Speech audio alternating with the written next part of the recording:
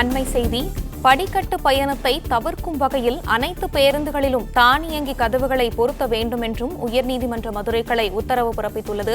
மேலும் தமிழகத்தில் உள்ள அரசு மற்றும் தனியார் பேருந்துகளில் எத்தனை பேருந்துகளில் தானியங்கி கதவு பொருத்தப்பட்டுள்ளன என்றும் நீதிபதிகள் கேள்வி எழுப்பியுள்ளனர். இதுகுறித்தான மேலும் விவரங்களை செய்தியாளர் சந்திரன் வழங்க கேட்கலாம். சந்திரன், வணக்கம். விவரங்கள். வணக்கம். தமிழகத்தில் எத்தனை பேருந்துகளில் தானியங்கி கதவு பொருத்தப்பட்டுள்ளன என உயர்ந்த மதுரை கிளை கேள்வி எழுப்பியுள்ளது. அதேபோல் எத்தனை பேருந்துகள் தானியங்கி பொருத்தப்படாமல் உள்ளன என நீதிபதிகள் கேள்வி எழுப்பியுள்ளனர். அரசு மற்றும் தனியார் பேருந்துகளின் விவரங்கள் என விரிவான விவரங்களுடன் தமிழக உள்துறை செயலாளர் பதிலளிக்க என மதுரை கிளை உத்தரவிட்டுள்ளது.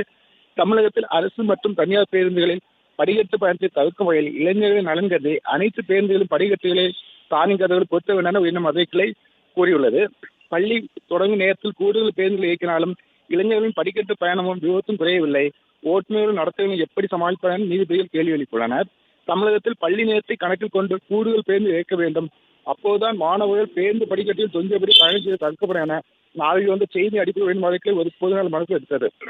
இந்த வழக்கை இன்று விசாரித்த நீதிபதிகள் சுரேஷ்குமார் அறிமுக அமர்வு, பள்ளி தொடங்கும் நேரத்தில் கூடுதல் பேருந்துகள் இயக்கினாலும் இளைஞர்கள் படிக்கட்டு பயணம் விபத்தும் குறையவில்லை.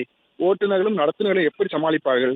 பல இடங்களில் ஓட்டுநர்கள் நடத்துகளில் இளைஞர்கள் தாக்குப்பு நிகழ்வு நடந்து வருகிறது. எனவே இளைஞர்கள் மற்றும் மாணவ நலன் கருதி தமிழகத்தின் பேருந்துகள் படிக்கட்டு பயணத்தை தவிர்க்க அனைத்து பேருந்துகளும் தானி படிக்கட்டுகளை பொருத்த வேண்டும். எனவே தமிழகத்தில் உள்ள அரசு மற்றும் தனியார் பேருந்துகளில் எத்தனை பேருந்துகள் தானியங்கி கதவு பொருத்தப்பட்டுள்ளன என்பது குறித்து பதிலளிக்க உத்தரவிட்டு வழக்கு விவாதம் ஒத்திவைத்துள்ளனர்.